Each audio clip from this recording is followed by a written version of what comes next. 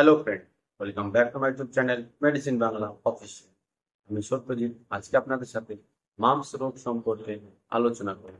এই ভিডিওর মাধ্যমে জানবো যে মাম্পস রোগ কি, কি কারণে মাম্পস রোগ হয়, মাম্পস রোগ হলে কি কি লক্ষণ দেখা দেয় এবং মাম্পস রোগ থেকে কিভাবে আপনি বাঁচবেন সেই সব।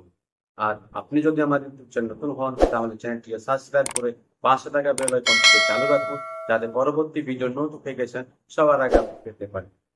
তাহলে চলুন আজকে নতুন কিছু জেনে আসি। প্রথমে মাম্পস রোগ সম্পর্কে কিছু বলবো। মাম্পস রোগ কি? মাম্পস প্যারামেক্সি ভাইরাস দ্বারা আক্রান্ত একটি সংক্রামক রোগ, যেটি কিনা প্যারোটিড গ্ল্যান্ড অর্থাৎ লালাগ্রন্থিকে ভীষণভাবে সংক্রামক বা ক্ষতি করে, যার ফলে লালাগ্রন্থি ফুলে যায়, আর একেই মাম্পস বলা হয়।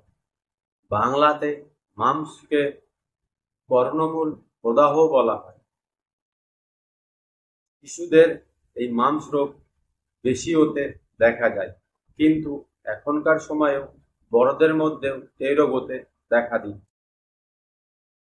সাধারণত মাম্পস 5 থেকে 10 দিন কিংবা 15 দিনের মধ্যে নিজে থেকে সেরে যায়। কোনো জটিলতা ছাড়াই মাম্পস রোগী সুস্থ হয়ে যায়, ঔষধের কোনো প্রয়োজন হয় না। এই মাম্পস রোগের কারণ হলো সংক্রমণ ব্যক্তির সংস্পর্শে আসলে সুস্থ ব্যক্তির মধ্যেও মাম্পস রোগ হতে পারে। যদি কোনো ব্যক্তি কিংবা কোনো বাচ্চার মাম্পস রোগ হয়েছে, তার সংস্পর্শে যদি কোনো সুস্থ বাচ্চা কিংবা সংক্রমণ ব্যক্তির সংস্পর্শে যদি কোনো সুস্থ ব্যক্তি আসে, সেক্ষেত্রে তার মাম্পস রোগ হওয়ার সম্ভাবনা বেশি থাকে। এছাড়াও আক্রান্ত ব্যক্তির হাঁচি কিংবা আক্রান্ত বাচ্চার হাঁচি ও কাশির মাধ্যমে সুস্থ বাচ্চার মধ্যে বা সুস্থ ব্যক্তির মধ্যে এই মাম্পস রোগ প্রবেশ করতে পারে। আক্রান্ত ব্যক্তি বা বাচ্চার অবশিষ্ট খাবার যদি কোনো সুস্থ ব্যক্তি বা বাচ্চা গ্রহণ করে, সেক্ষেত্রেও কিন্তু তার শরীরের মধ্যে এই মাম্পস রোগের যে ভাইরাস রয়েছে সেটি প্রবেশ করে। এছাড়াও মল মূত্র ও রক্তের মাধ্যমেও কিন্তু সুস্থ ব্যক্তি বা বাচ্চার শরীরের মধ্যে এই মাম্পস রোগের ভাইরাস প্রবেশ করতে পারে। মাম্পস রোগ যদি কোনো ব্যক্তির মধ্যে ওই ভাইরাস প্রবেশ করে, তাহলে 14 থেকে 21 দিন পরে গিয়ে তার শরীরের মধ্যে কিন্তু কিছু লক্ষণ প্রকাশ পেতে থাকে। প্রথমে হালকা থেকে তীব্র জ্বর আসতে পারে। জ্বর 100 থেকে 103 ডিগ্রি পর্যন্ত হতে পারে। জ্বরের সাথে মাথা ব্যথা, গলা শুকিয়ে যাওয়া, অবসাদ, ক্ষুধামন্দা, কানের সামনে ও নিচের অংশে ব্যথা, ফোলা, 24 ঘন্টা পরে গিয়ে কানের পাশে ব্যথা ও ফোলা বাড়তে থাকে।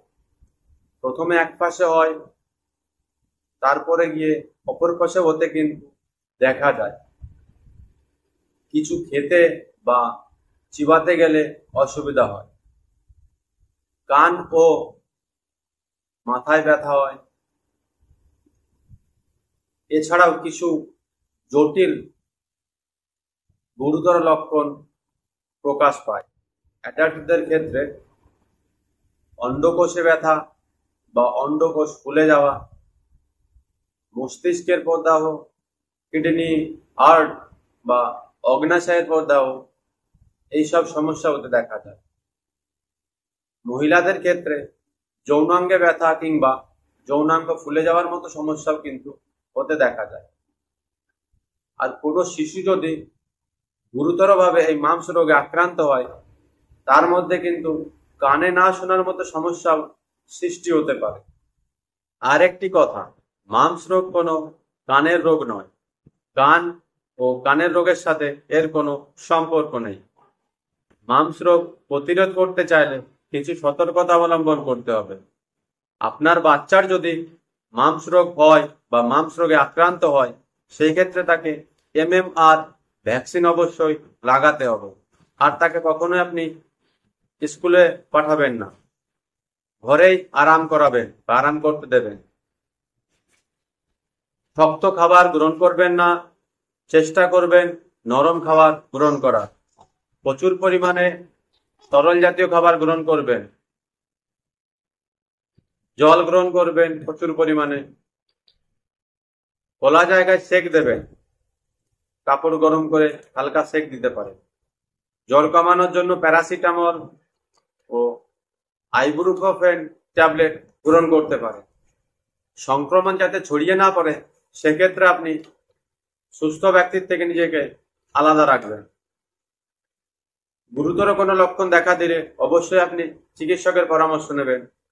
খাবার গ্রহণ করার আগে ও টয়লেট ব্যবহার করার পরে অবশ্যই ভালোভাবে হাত পরিষ্কার করবেন। এইসব সতর্কতা যদি আপনি কিংবা আপনার বাচ্চার যদি পালন করান সেক্ষেত্রে কিন্তু আপনার বাচ্চাও আপনি নিজে সুস্থ থাকবেন। এই ছিল আজকের ভিডিও। আশা করি ভিডিওটি আপনাদের ভালো লেগেছে।